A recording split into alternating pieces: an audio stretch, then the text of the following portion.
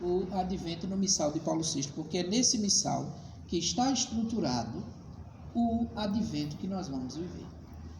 O missal de Paulo VI recupera a dupla característica deste tempo, porque esse é um tempo que nos convida a meditar dois aspectos da vida de Cristo: o de preparação ao Natal do Senhor, referente à primeira vinda do Filho do Homem dentre os homens, ou seja,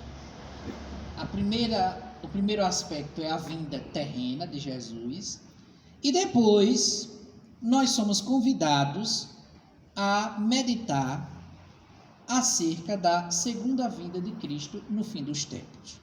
Esses são os dois aspectos que o tempo do advento nos convida a meditar: a vinda de Jesus segundo a carne, a primeira vinda, a vinda histórica, e a segunda vinda, a vinda definitiva do Senhor no fim dos tempos.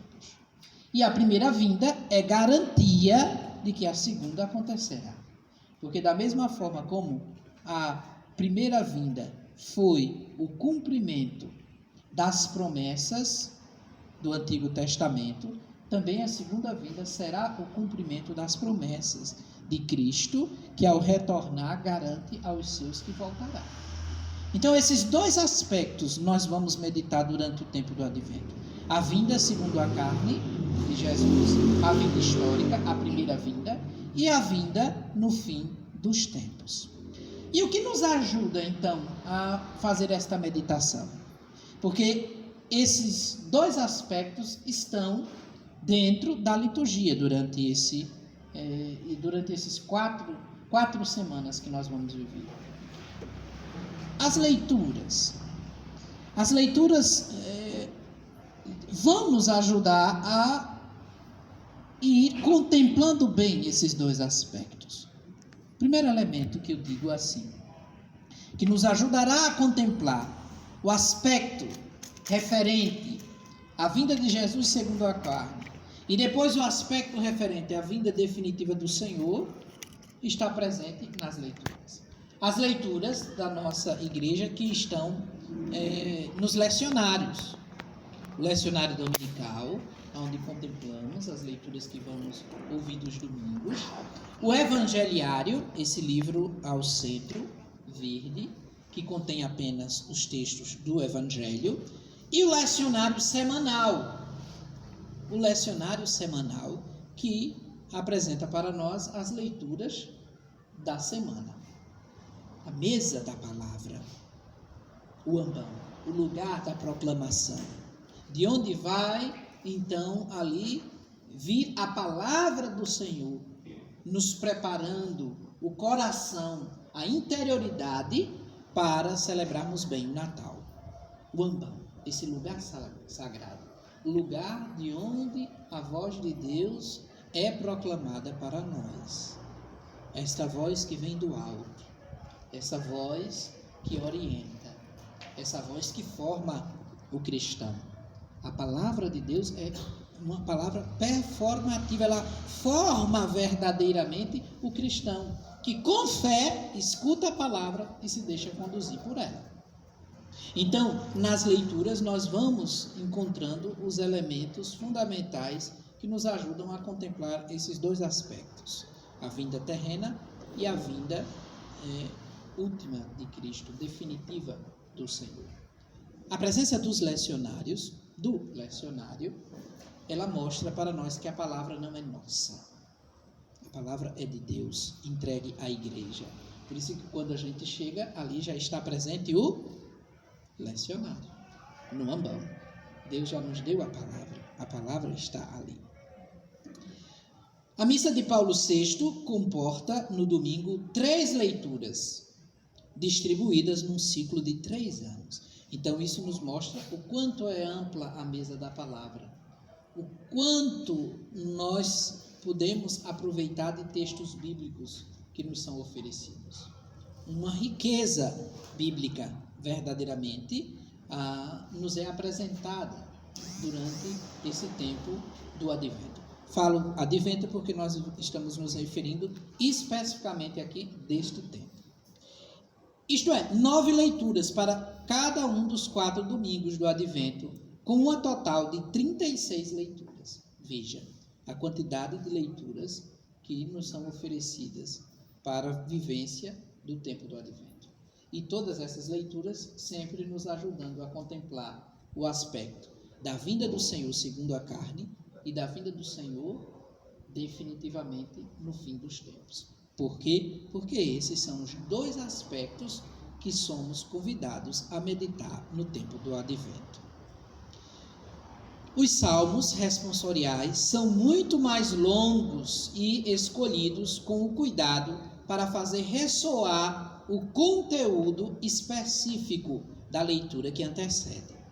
Aí nós podemos ver esta organização das leituras bíblicas, aonde cada elemento está ligado, relacionado e não pode ser desconectado de qualquer forma, de qualquer maneira. O salmo é diretamente ligado à primeira leitura.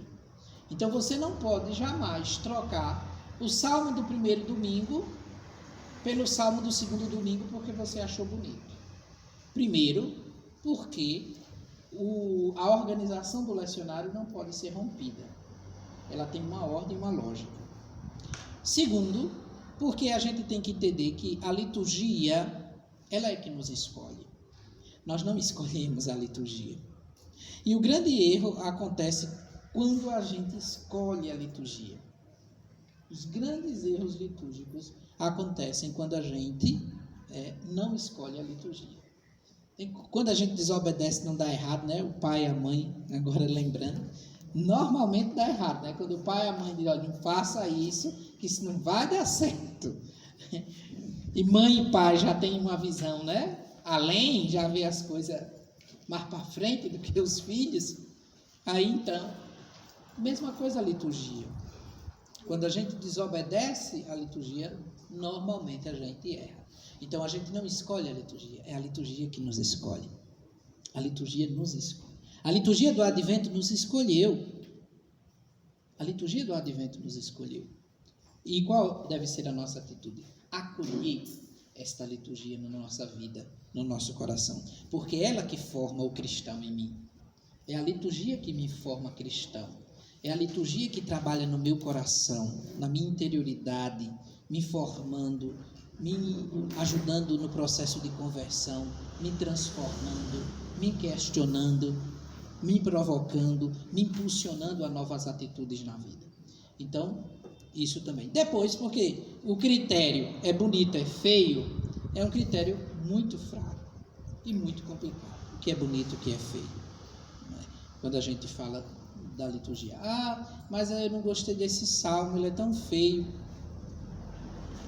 Não é um critério justo, é um critério muito fraco e confuso dentro da liturgia você se utilizar do bonito e do feio.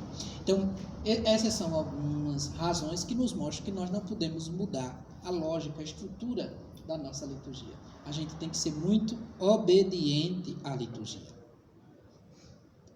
E não podemos nem trocar, jamais, se não podemos trocar um salmo por outro salmo bíblico, porque quebramos a lógica do conjunto das leituras, imagina por um cântico.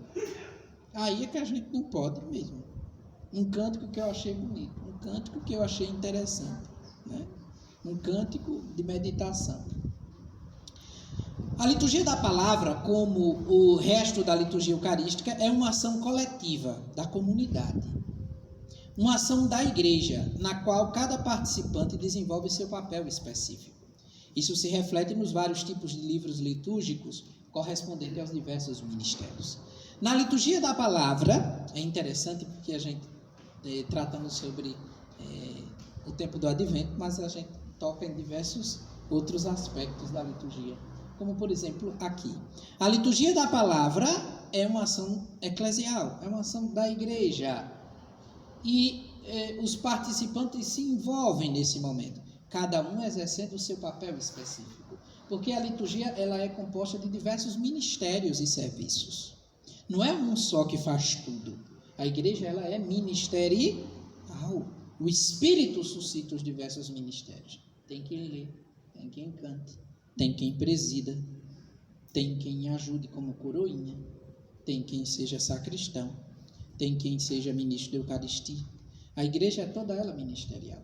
E na liturgia da palavra, através dos diversos livros litúrgicos, nós verificamos os diversos ministérios que existem dentro da comunidade. Tem o leitor, não é verdade? O salmista, né? O diácono, os diversos ministérios que os livros nos ajudam a perceber isso. Na missa atual, as leituras bíblicas não são só mais numerosas a respeito do passado, mas também escolhidas com maior cuidado e dispostas de modo sistemático, em base a princípios claramente enunciados, partindo do Evangelho. Então, a estrutura da liturgia da palavra que nós temos hoje é uma estrutura de liturgia da palavra muito ampla em relação ao tempo anterior ao Concílio Vaticano II. Era muito restrita a liturgia da palavra antes do Concílio Vaticano II. E ainda mais era em latim. Então, era um momento em que havia uma distância muito grande do povo da palavra. Porque o povo não entendia a palavra. Era em latim. Porque a palavra era oferecida em pouca quantidade. Então, o povo não tinha um acesso, como nós temos hoje, à palavra de Deus.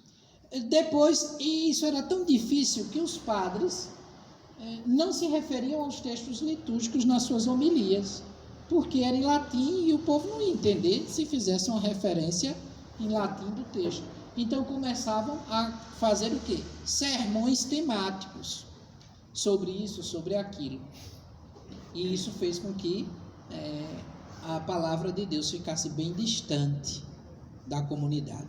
E o Concílio Vaticano II traz de volta a palavra de Deus para o seu lugar como um centro, como celebração, como presença de Cristo, escolhe o maior número de leituras de modo organizado, sistemático, tendo como base para a organização da estrutura da liturgia da palavra o Evangelho. Porque o Evangelho é o ponto alto da liturgia da palavra. Qual é a nossa postura no momento da proclamação do Evangelho? Como nós estamos? De pé. Isso já mostra a precedência daquele momento em relação aos outros. Nas leituras, como nós estamos? Sentados. Na liturgia, no Evangelho, me lembre quais mais elementos mostram a sua importância. O que é que acontece no momento da proclamação do Evangelho? Vamos lembrando aí. O que mais? De diferente em relação às leituras. Quais são as diferenças que existem no momento da leitura do Evangelho em relação à primeira salmo e segunda leitura? O que é que acontece ali?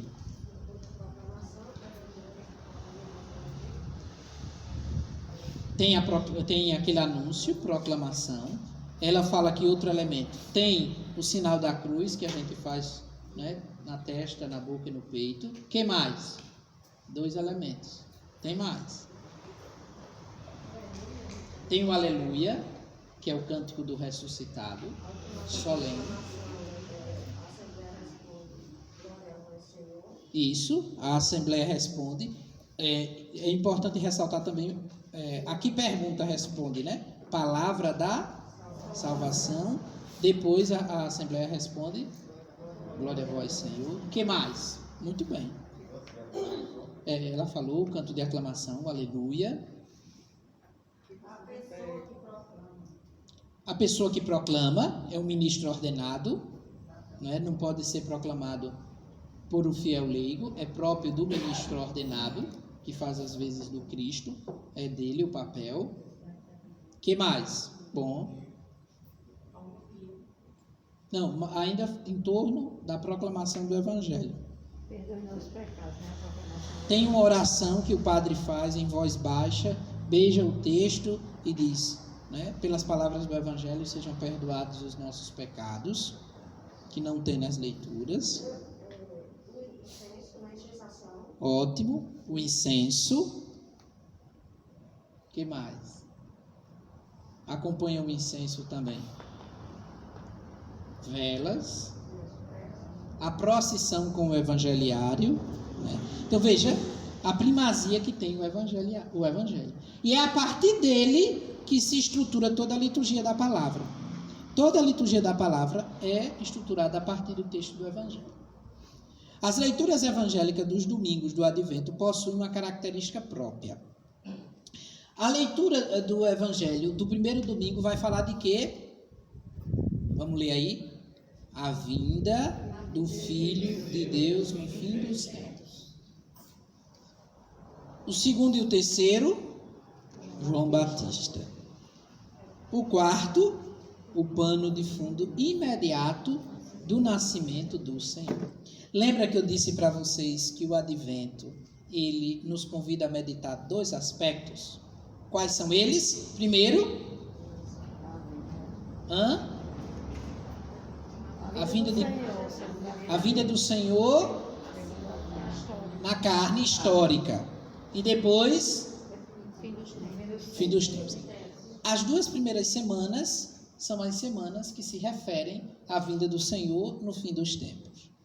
As duas últimas semanas se referem à vinda do Senhor segundo a carne, a história. Por isso que, então, o quarto domingo mostra claramente o nascimento do Senhor.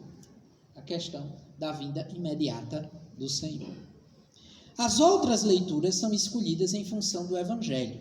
E algumas vezes a oração reflete o conteúdo das leituras também. Até as orações. Por exemplo, oração do dia. Oração coleta, né, do dia. Oração pós-comunhão. Vão ser orações que vão também refletir o conteúdo da liturgia da palavra. Não vão ser desligadas, né, da liturgia da palavra. Veja só o que diz a oração. Veja só o que diz a oração do primeiro domingo. Presta atenção. Ó Deus Todo-Poderoso, concedei a vossos fiéis o ardente desejo de possuir o reino celeste, para que, acorrendo com as boas obras, ao encontro do Cristo que vem, sejamos reunidos à sua direita na comunidade dos justos. Essa oração aqui, ela vai fazer uma alusão ao juízo final. E o juízo final que está em Mateus, capítulo 25, versículo de 34 a 36. Então, até as leituras também vão ser leituras que refletem conteúdos bíblicos para ajudar a gente a ir aprofundando aquilo que nós somos convidados a meditar na liturgia. No ciclo trienal dos 3 anos, A, B e C, esses temas são apresentados pelos evangelistas diferentes, cada um do seu ponto de vista e seus acentos, a sua perspectiva e os seus destaques. Então, essa meditação do tempo do Advento, ela vai ser apresentada no ciclo de 3 anos, seguindo cada evangelho, no A, no B, cada Mateus, Marcos, Lucas. E cada apresentação dessa, do Advento, será a partir da perspectiva dos detalhes de cada evangelista. Então, a gente vê numa perspectiva esse ano, no próximo ano em outra perspectiva, no outro ano em uma perspectiva, seguindo as diversas perspectivas dos evangelistas. As orações, como essa que eu li para vocês. As orações, né? Oração do dia, aquela oremos. Oração sobre as oferendas e oração depois da comunhão. As coletas são retiradas de fontes antigas. Essas orações, na verdade, são orações que remetem ao século VI, VIII da igreja. Nos primeiros livros litúrgicos que registraram as orações para esse tempo. Então, são orações que remetem a esse período, VII, VIII século. Veja, a liturgia, minha gente, é algo que caminha na tradição. E ela é algo que se refere a um mistério que é muito maior do que a gente. Ela não deve estar subjugada a nossos gostos pessoais. Nós temos que aprender a obedecer, a acolher na fé a liturgia e crescer na obediência à liturgia. As coletas são retiradas de fontes antigas, que melhor exprimem os temas do tempo do Advento, os dois. Formulários mais coerentes e unificados, nos quais as orações, as leituras e algumas vezes os cantos são ligados entre si. Tudo está relacionado dentro da liturgia. Nada é pensado por acaso. Tudo está relacionado. E é na meditação, na participação litúrgica, que a gente vai entendendo essa questão referente à ligação que existe nos diversos elementos da liturgia. Os textos bíblicos, os cânticos, as orações. Veja, no primeiro domingo, a oração pós-comunhão, o que é que diz? Lembrando que as 2 primeiras semanas do Advento nos chamam a meditar que aspecto? A vinda do Senhor no fim dos tempos. Aí, olha o que diz a oração pós-comunhão. Preste atenção. Aproveite-nos, ó Deus, a participação nos vossos mistérios. Fazei que eles nos ajudem a amar desde agora o que é do céu. E caminhando entre as coisas que passam, abraçar as que não passam. Ou seja, é uma oração que nos remete diretamente às realidades dos últimos tempos da nossa vida. A dimensão escatológica, a dimensão do encontro definitivo com o Senhor, da segunda vinda de Cristo. É tudo relacionado. Tudo está profundamente organizado dentro da liturgia. Aos domingos, nos tempos de Advento, Natal e Páscoa, o atual missal permite o uso de uma bênção solene no final da celebração. Essas fórmulas são encontradas depois do ordinário da missa. Elas são introduzidas por um convite do diácono ou sacerdote. Reverência para a bênção e inclui 3 partes, a cada uma das quais os fiéis respondem amém. A primeira e a terceira parte da bênção solene do Advento referem-se às 2 vindas de Cristo.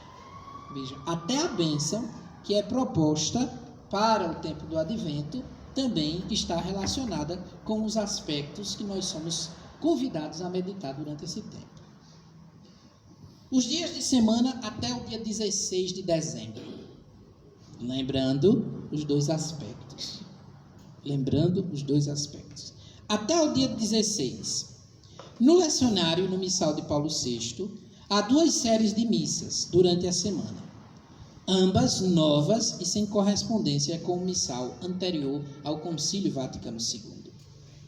A primeira série é para os dias de semana, de segunda-feira da primeira semana a sexta-feira da terceira semana. A segunda série é para os dias do mês de 17 a 24 de dezembro. Esta série tem precedência sobre a primeira.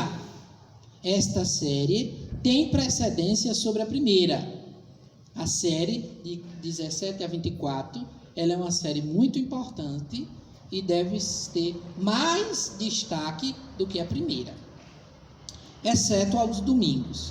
E pode começar já no segundo sábado, quando o Natal cai na segunda. Até o dia 16, inclusive, não se permite as missas para diversas necessidades, votivas ou cotidianas pelos defuntos, a não ser que a utilidade pastoral o exija. Mas podem ser celebradas as missas das memórias que ocorrem, ou dos santos inscritos no marteriológico nos respectivos dias. As leituras são leituras de Isaías, distribuídas conforme a sucessão no livro, e incluindo os textos mais importantes, que também são ligados aos domingos. Esta leitura semicontínua de Isaías prossegue até a quinta-feira da segunda semana. Na quinta-feira da segunda semana, temos uma mudança, quando o acento muda para o Evangelho. Deste dia até a sexta-feira da terceira semana, se lê os passos do Evangelho referente a João Batista. Porque as leituras, durante esse período, vão acompanhando os dois aspectos que nós somos convidados a meditar. Por isso, acontece essa modificação de leituras. Leituras, em um primeiro momento, que vão nos ajudar a meditar sobre a vinda do Senhor definitiva, e depois um conjunto de leituras que estarão mais ligadas ao nascimento de Cristo na história, na carne. As orações. As orações que nós temos, né, são orações que vieram dos textos antigos da igreja, 6º, 7º século, e também do missal de 1962. As orações para essas missas vieram daí. Ou seja, fazem parte da tradição da igreja. Faz parte da tradição. Imagine quantas pessoas já rezaram com essas orações. Medita só sobre isso. Quantas pessoas alimentaram a sua fé, foram fortalecidas por essas orações, que já vêm, né, e hoje nos é entregue. São orações que fazem referência à parousia, ao fim dos tempos. São orações baseadas nos textos bíblicos e se repetem. Algumas orações dessas semanas repetem as dos domingos. São também, nessa semana, utilizadas as orações dos domingos.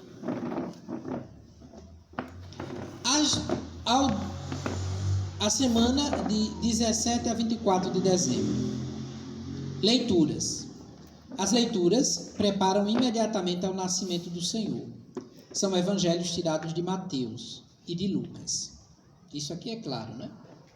Nesses dias, os textos da primeira leitura são profecias messiânicas. Uma novidade do lecionário é a utilização das antífonas do Ó, que são versos do Aleluia, que são cantadas há mais de 1000 anos nesse período. Vocês conhecem as antífonas do Ó já? Quem conhece, levanta a mão aqui. Depois eu vou apresentar para vocês a antífona do Ó, que só faz mais ou menos 1000 anos que são cantadas. Bem pouquinho tempo, né? Como eu mostrei a vocês, desse período, as orações provêm de várias fontes. Eu mostrei as fontes bíblicas, né, textos antigos da igreja, missais antigos também. Tem orações próprias sobre as oferendas e depois de comunhão. O missal de Paulo VI oferece também 2 novos prefácios. O prefácio 1 deve se usar até o dia 16. Por quê? Porque o conteúdo do prefácio 1 se refere à vinda definitiva do Senhor. E o prefácio 2 deve se usar do dia 17 ao 24. Por quê? Porque o prefácio 2 se refere à vinda de Cristo segundo a carne. Então, ambos prefácios têm a mesma estrutura. Recorda a manifestação divina na história da salvação antiga, breve menção da ação presente, expressão mais detalhada da esperança futura. O prefácio 1 se chama As Duas Vindas de Cristo. Prefácio 1. O prefácio 2 se chama A Dupla Espera de Cristo. Então, são esses 2 textos que também são importantes para a gente rezar no tempo do Advento.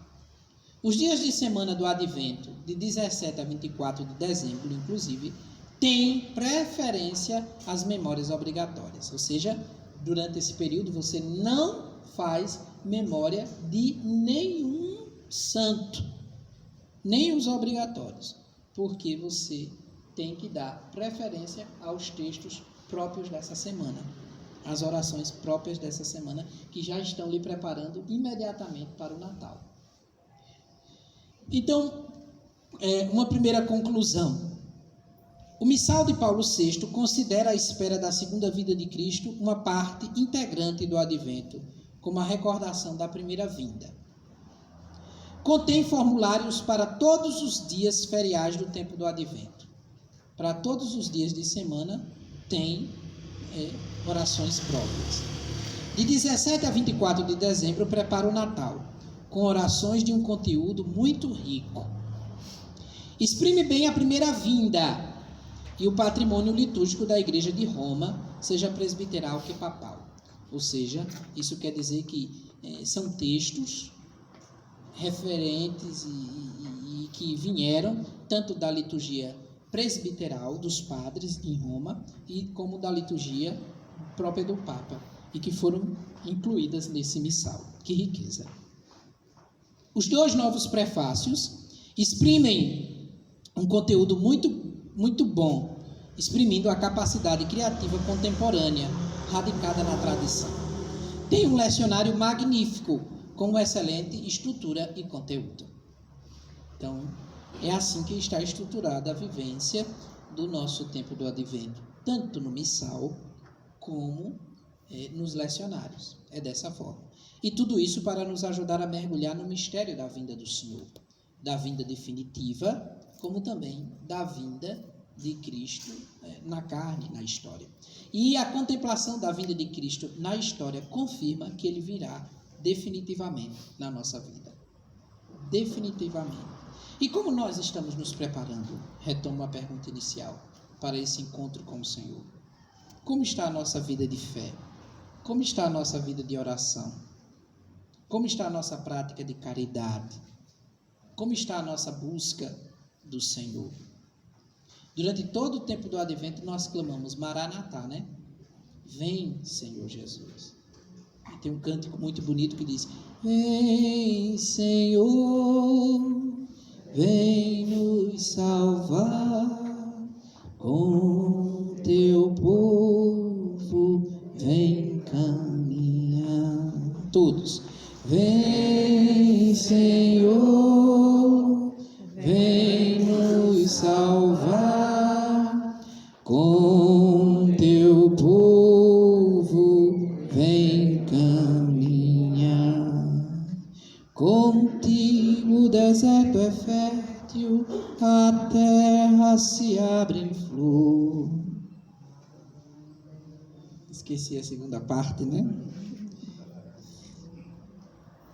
Da rocha brota água viva, da treva nasce o esplendor. Todos. Vem, Senhor, vem nos salvar, com teu povo vem caminhar. Tu marchas à nossa frente, és força, caminho e luz. Vem logo salvar teu povo, não tarde, Senhor Jesus. Vem, Senhor, vem nos salvar, com teu povo vem caminhar.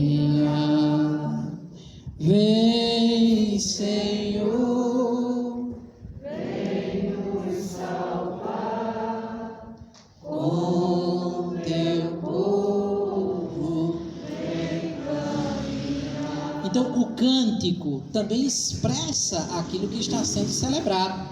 O cântico não pode ser um corpo estranho dentro da liturgia, viu? Cantores, não sei se aqui temos cantores. Levanta a mão os cantores, cadê os cantores? Isso. O cântico não pode ser um corpo estranho dentro da liturgia. E o que é um cântico corpo estranho dentro da liturgia? É você cantar uma coisa que não tem nada a ver com o tempo do Advento. É você colocar um cântico que não está em relação a todo o mistério que está sendo celebrado na liturgia. É o tempo que contemplamos essa vinda do Senhor. E toda a igreja está aclamando Maranatá. Vem, Senhor, vem nos salvar. Esse é o cântico de entrada do primeiro domingo do Advento. Veja. Um cântico fácil, porque é uma característica do cântico litúrgico. Um cântico profundamente relacionado ao tempo e ao momento ritual que está sendo celebrado. Então, é muito importante perceber isso. O cântico não é um corpo estranho, mas o cântico, todo ele revestido de Bíblia, de teologia, vai ajudar a celebrar bem a liturgia. Então, se você tira esse cântico e vamos botar um outro que não tem nada a ver, por exemplo, dá um exemplo aí. Um cântico genérico de entrada da missa. Cântico genérico, essa é fácil, dá um exemplo. Diga aí um exemplo de cântico genérico. Um cântico genérico.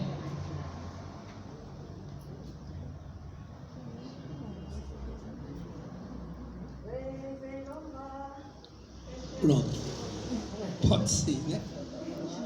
Genérico, considerando genérico, né? Vem louvar, encher esse lugar de glória. Encher esse lugar de glória. Eu não sei, viu? Do Senhor. Bem, é um cântico genérico. Depois, o que é que ele tem a ver com o advento?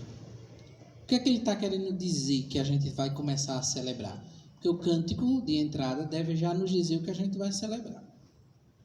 E esse cântico de imediato não diz o que a gente vai celebrar. Ele, na verdade, está cantando uma outra coisa, mas não especificamente um mistério, como o mistério do advento, que aqui a gente está se referindo. Nós precisamos superar essa questão de cantos genéricos, porque nós já temos muito material litúrgico bom, de qualidade. O inário da CNBB deve ser verdadeiramente a nossa referência principal. Agora é preciso dedicação, ensaio, sacrifício. A gente não pode fazer para o Senhor qualquer coisa, não. A gente deve oferecer o melhor. Ah, não vou ensaiar, não. Toda a missa é aquele mesmo canto. Toda a missa é aquele mesmo canto. Mesmo. Não procura progredir. Se a gente está fazendo bom, a gente deve fazer melhor. Não ficar no comodismo. Ah, tá bom sim, eu já sei, já conheço. Preciso de ensaio, não. Mas já tem uma coisa errada aí, dizer cantor que diz que não precisa de ensaio. Uma vez uma pessoa mandou uma mensagem para mim. Tinha que ensaiar uma música. Ele disse, não, olha, tá precisando de energia aqui no computador. Não tá pegando, não? Tá dizendo que não tá ligado, não. Eu botei, mas tá dizendo que tá. Aí a pessoa disse para mim, né? Não precisa de ensaio, não. Eu já sei ler em partitura. Quem é músico aqui? Eu já sei ler em partitura e já conheço todas as músicas. Gente do céu, parece que foi um castigo. Foi na hora, não deu errado. Eu fiquei morto de vergonha. Vergonha alheia pelo outro lá, né? Pois não deu errado.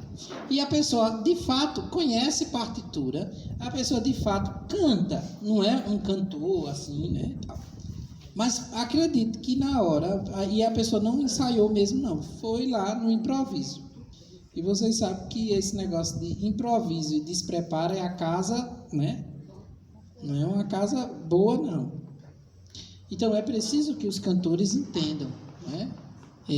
A importância do cântico, não como um acessório, não como um corpo estranho, mas realmente como ele é, um elemento fundamental dentro da liturgia. Um dos cânticos belíssimos que nós temos na nossa liturgia do Advento é uma riqueza, as aclamações desse tempo, que foram preparadas por Reginaldo Veloso. São aclamações lindíssimas. Você substituir uma aclamação dessa por outra aclamação é complicado. É aquela coisa, você fazer essa aclamação competir com outra é difícil, né? E eu acho que vocês conhecem, né? Aleluia, aleluia. Aleluia, aleluia. Vem mostrar-nos, ó Senhor.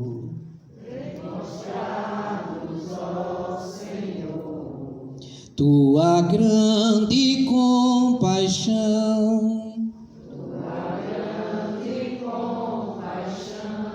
dai-nos tua salvação,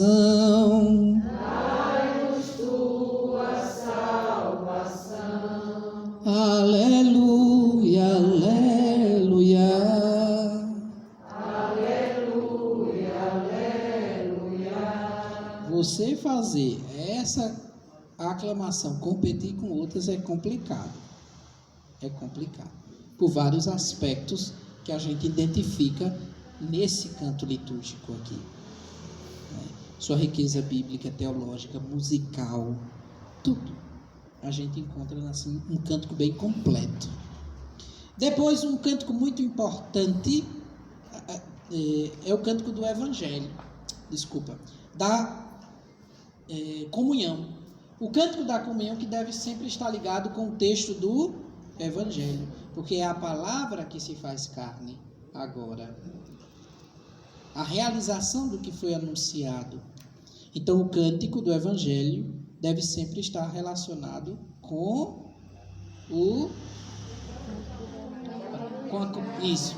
Evangelho. Aí, às vezes, você bota um cântico genérico. Vamos botar um cântico genérico. Sugere aí. Genérico. Que bom, Senhor, vir ao teu encontro, poder chegar e adentrar a tua casa, sentar-me comigo e partilhar a mesma mesa. Não tem nada a ver com canto de comunhão esse canto. Agora, é um cântico espiritual, um cântico religioso. Para a sua oração, para a sua meditação pessoal, para seu grupo de oração, é excelente. Não tem outro. Para a liturgia é diferente, porque tem outros critérios. O critério de ser relacionado com o Evangelho. Aí por isso que o cântico do primeiro domingo é aquele: vigiai de Jesus, vigiai, pois no dia em que não esperais, o Filho do Homem virá. O Filho do Homem virá. Esse é o texto. Eu não sei cantar, esse aqui é um cântico do Padre Weber, que deve estar naquele livro próprio para cânticos, próprio para cânticos de comunhão dos domingos. E tem o popular, que aqui alguém já cantou, né? Vigiai, vigiai, eu vos digo, não sabeis qual o dia ou a hora. Vigiai, vigiai, eu repito. Então, nós já conhecemos isso. Por que não a ousadia de apresentar uma novidade? Por que não a ousadia de tomar esse canto do Padre Weber, comprar aquele livro lá, ir na internet, ver os áudios, né, do livro do Padre Weber e preparar bem a liturgia? Cantores, precisamos dar passos e oferecer à comunidade o que temos de melhor no cântico litúrgico. Superar cânticos genéricos, superar o cântico religioso e colocar de fato o cântico litúrgico, para que o cântico esteja bem encaixado dentro da celebração litúrgica. Como? Não, pareceu mais não.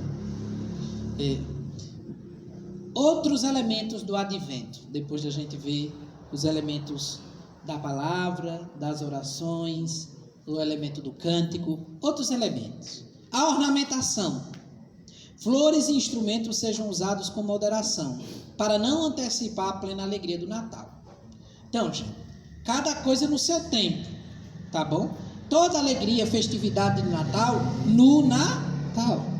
O tempo do advento tem uma outra característica, uma outra forma de ser. Então, respeitar cada tempo litúrgico, cada momento. Não antecipar as coisas. A cor deste tempo, onde se costuma cobrir a estante da palavra, é o roxo. Mas no terceiro domingo a cor é o rosa. O domingo da alegria, referente à segunda leitura. Então, essas são as duas cores que nós usamos no tempo do advento. O roxo e o rosa. O altar não se cobre de cor roxa nem de cor rosa. O altar, a toalha do altar é branca, sempre. Não existe cor para a toalha do altar. Ela é sempre branca. O ambão, a estante da palavra, nem é o ambão. A estante da palavra pode ser coberta com um pano roxo. A estante da palavra, o ambão, não. A coroa do advento, formada por 4 velas que vão sendo acendidas a cada domingo. A luz crescente indica a proximidade do Natal, quando a luz de Cristo, a luz da salvação, há de brilhar para toda a humanidade. O círculo, sem começo e sem fim, simboliza a eternidade. A mesma pode ser acesa durante os ritos iniciais. No jornalzinho da CNBB, não sei se vocês usam esse aqui, mas é o que está muito bem preparado, oferece para nós sugestões de acendimento. Seria bom segui-las. Também as dos cânticos. As cores. A primeira vela é a vela da vigilância. A cor roxa nos recorda a nossa atitude de vigilância diante da abertura e espera do Senhor que virá. A verde é a preparação. Lembra ainda dos patriarcas e São João Batista, que anuncia a salvação de todos os povos. A vela rosa lembra ainda a alegria celebrada pelo rei Davi e sua promessa que agora está se cumprindo em Maria. A quarta vela é a vela do serviço, simboliza ainda nossa fé em Jesus, Cristo que ilumina todo homem que vem a este mundo, e também os ensinamentos dos profetas que anunciam a chegada do Salvador. Mas não existe uma orientação oficial que diga que as cores têm que ser essas, viu? Não existe orientação oficial. O que nós entendemos existe a orientação do acendimento de 4 velas que simbolizam a vivência de cada domingo. É uma crescente da luz, que é Jesus, a verdadeira luz do mundo. Mas não existe nenhuma orientação oficial que diga tem que ser essa cor, tem que ser aquela cor, tem que ser... Você encontra diversos significados e cores. Aqui eu escolhi um que achei mais interessante. Cantar o advento, como eu disse para vocês, no advento cantamos o Senhor que está para chegar. Precisamos vigiar a necessidade da conversão, a alegria de sua vinda e a necessidade de acolher Jesus com Maria. É isso que nós cantamos no tempo do advento. Não outra coisa, mas é esse mistério que é cantado. A antífona do ó que eu falei para vocês. A expectativa do Messias é expresso pela igreja por meio do canto das antífonas do ó, iniciadas na liturgia das vésperas do dia 17 de dezembro. Esta forma tinha grande destaque na Idade Média.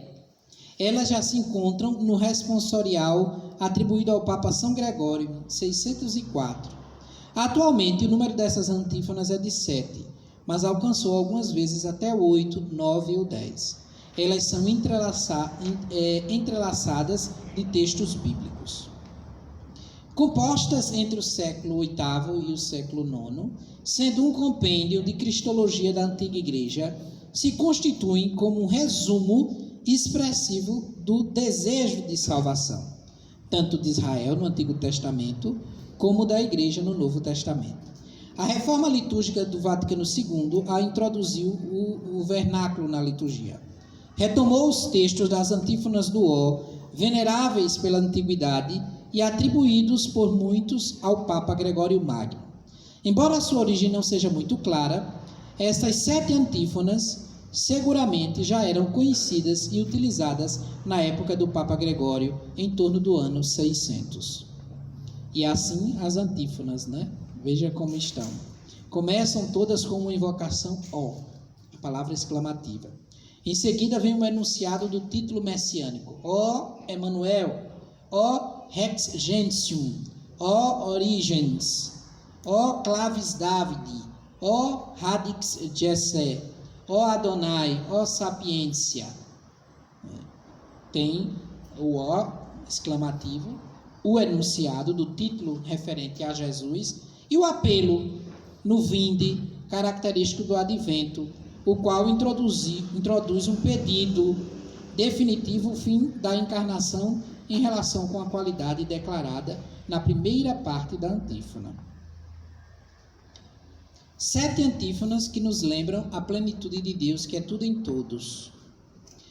contém todo o miolo da liturgia do Advento, essas 7 antífonas. As 7 antífonas do Ó são as pérolas que constituem o tesouro escondido no campo do tempo do Advento. Elas compõem a coroa do Rei dos Reis. Santo Irineu nos diz, como todas as escrituras falaram tudo a respeito do Cristo, o tesouro escondido no campo. Aí nós temos um exemplo de antífona do Ó, que está presente no texto do Ofício Divino, e que canta mais ou menos assim. Depois eu vou acho que aqui dá para mostrar para vocês. Estou com a internet. Só um instante. Já estamos terminando, viu, gente? Espera aí.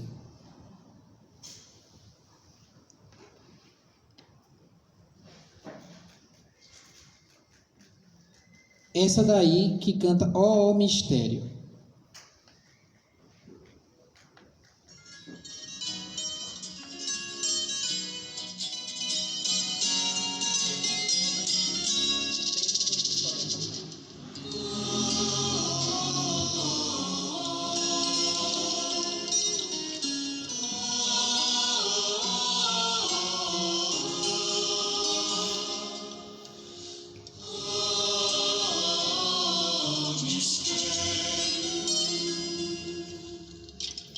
Escondido há séculos no céu, aos fiéis foste um dia revelado, e dos cegos os olhos recobrados, já se firmam do coxo os passos seus, faz o pobre escutar a voz de Deus, vem levanta do chão os humilhados. Filho de Maria, amanhã já se anuncia, tanta sede quanto espera quando chega aquele dia, tanta sede quando espera quando chega aquele dia.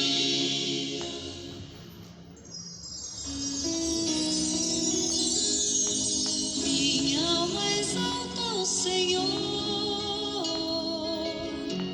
e o meu coração vibrando se alegra em Deus. Então, um exemplo aí para vocês do cântico da antífona do Ó. Outro elemento importante do tempo do Advento é a novena de Natal. É importante manter o caráter celebrativo, orante e litúrgico da novena. Não roubar esse precioso espaço de oração e celebração para transformá-lo em uma reunião para discutir temas e problemas, mas ser realmente um momento de oração. Outro elemento é o presépio. Foi criado por São Francisco com o desejo de explicar para as pessoas mais simples o significado do nascimento de Jesus e profundidade desse mistério de amor. Deve começar a ser montado no primeiro domingo do Advento, devendo ser desmontado na festa da Epifania. Celebrações penitenciais também são momentos muito convenientes para nos preparar para o tempo do Advento, que exige a conversão do nosso coração. Figuras importantes desse tempo do Advento: o profeta Isaías, a sua mensagem nos ajuda na nossa preparação interior. João Batista é o profeta que anuncia a vinda do Senhor, né? Que também nos convida a uma mudança. Nossa Senhora, modelo de espera do Senhor. E São José, por fim, São José. Ele também, com sua humildade, simplicidade e silêncio, é alguém que está ali unido à Virgem Maria nessa atitude de espera do nascimento do Senhor. Esses são modelos, figuras importantes para nós, referentes a como esperar a vinda do Senhor, né? Com a mesma confiança, com a mesma fé, com a mesma segurança que então o profeta Isaías, João Batista, Maria e José esperavam a salvação. Então, meus irmãos, eu espero que essa breve reflexão tenha ajudado a vocês, despertando a importância, o valor desse tempo, para a gente celebrar ele bem. Como eu disse, minha colocação aqui não tem o objetivo de dizer tudo sobre o advento, é impossível, mas apenas algumas pistas orientativas para a nossa espiritualidade durante essas 4 importantes semanas. Passa rápido, não é? É por isso que precisamos viver bem. E os momentos formativos que antecedem os tempos litúrgicos são importantes porque eles nos recordam esses elementos para a gente bem vivê-los na nossa fé, na nossa espiritualidade, fazendo da liturgia o centro, a fonte e o ápice da nossa vida espiritual. Jamais pensem que a gente sabe tudo da liturgia. Não sabemos. Não precisa, eu já sei, não vou não para a formação. A gente está falando do mistério. Ninguém esvazia o mistério na sua totalidade, gente. Ninguém. A gente sempre tem que estar recordando, para nessa recordação ir mergulhando cada vez mais nessa profunda experiência e se deixar formar por ela. Se deixar formar por ela. Essa formação aqui nos conduz, nos leva à vivência litúrgica. Conhecer para amar mais, conhecer para celebrar bem a liturgia. Nós poderíamos aqui abrir para perguntas, pelo menos 1 ou 2 perguntas sobre o tempo do advento, a gente poderia fazer aqui, para não encerrar assim, sem ter a palavra de vocês, né? 1 ou 2 perguntas, ou 1 ou 2 comentários, ou do que achou interessante, do que ele queria destacar, do que foi dito aqui, né? Ou 1 ou 2 contribuições de quem quiser enriquecer também o que foi colocado aqui. Então, vou deixar agora o microfone aberto para vocês. Pode vir aqui, por favor.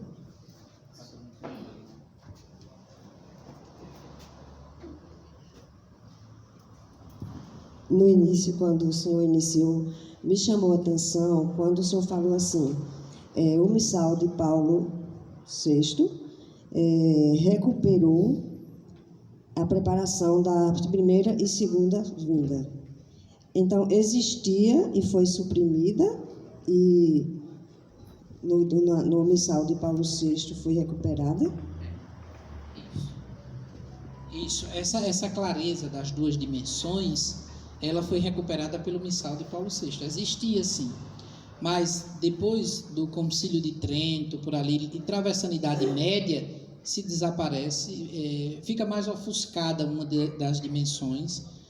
Se eu não estiver enganado agora, a dimensão da vinda definitiva, e se ressalta mais a dimensão da vinda segundo a carne.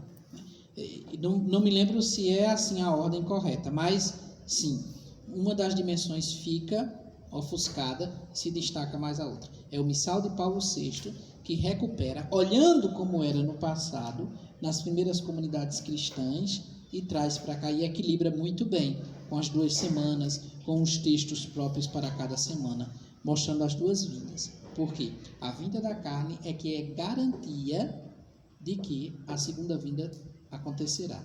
Da mesma forma como o Senhor prometeu e cumpriu, vindo na carne, também ele que promete vir uma segunda vez, cumpre. Então, o missal recupera assim essas 2 dimensões que foram perdidas antes, mas que, olhando para as primeiras experiências litúrgicas da igreja, se percebe que elas existiam. Outra, para a gente concluir, como eu disse, pode ser pergunta, contribuição, destacar alguma coisa.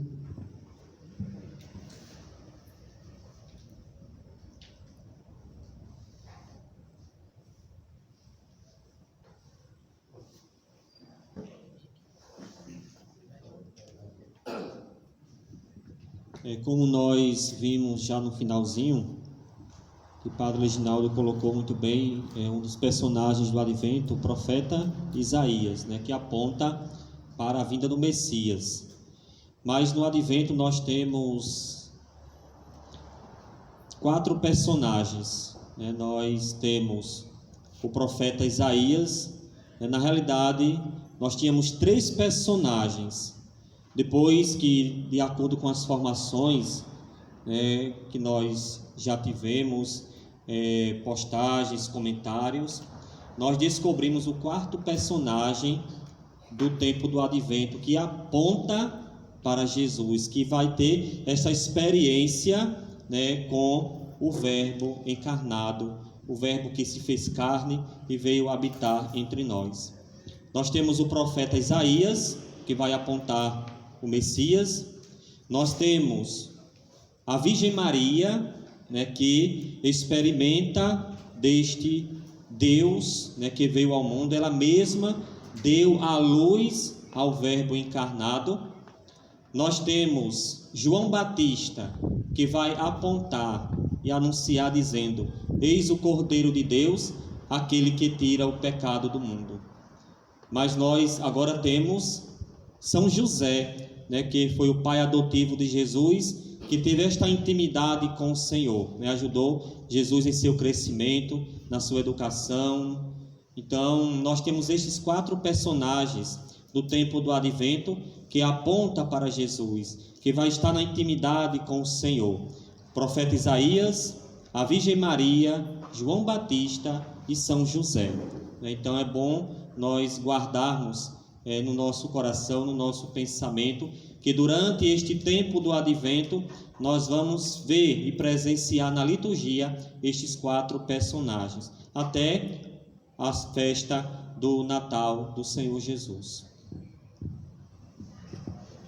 Ok, obrigado ao Padre Ronaldo pela contribuição, recordando aí as figuras, né, principais que nos acompanham durante todo o tempo do Advento e que nos ajudam assim a interiorizar essa mensagem, esse mistério que nós somos convidados a acolher e a celebrar. Tá bom? Acerca do Natal, eu vou deixar uma atividade para casa, viu? Vou deixar uma atividade para casa do Natal. E aí eu vou passar para o Padre Ronaldo, eu passo já para o celular do Padre Ronaldo, e aí ele distribui para vocês essa atividade referente ao Natal, né, que não deu tempo aqui da gente tratar. Eu acho que é esse mesmo seu celular, mandei agora aí. Não sei se... pronto, já está com o Padre Ronaldo aí. 5 dicas para a música litúrgica do tempo, Advento e Natal. Então aí vocês vão ler e também vai ajudar vocês nessa preparação para o tempo do Natal do Senhor. A partir dessas 5 dicas de música litúrgica, você também entende o significado desse tempo bonito, festivo e alegre que é o tempo do Natal. Minha gente, muito obrigado pela oportunidade de poder fazer esse momento com vocês, dessa partilha. Agradeço de coração ao Padre Luiz Júnior, ao Padre Ronaldo aqui presente, a paciência e a consideração e a acolhida de cada um de vocês, né? Que Deus nos abençoe, derrame sua paz e saúde sobre nossas vidas. Desejo um santo e abençoado Advento a todos vocês. Muito obrigado.